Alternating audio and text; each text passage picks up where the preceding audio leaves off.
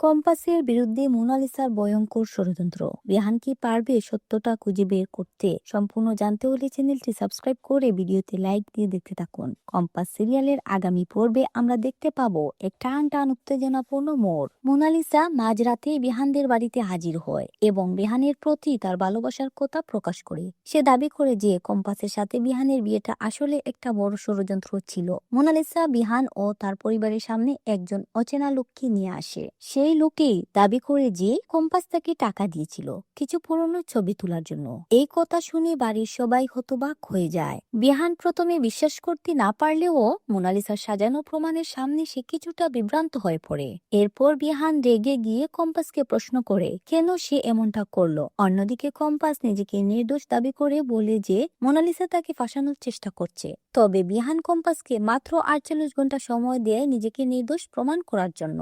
মোনালিসার এই চালে বিহান আর কম্পাসের সম্পর্কে কি ফাটল ধরবে, নাকি কম্পাস পারবে সত্যটা সবার সামনে আনতে? জানতে হলে দেখতে থাকুন কম্পাস।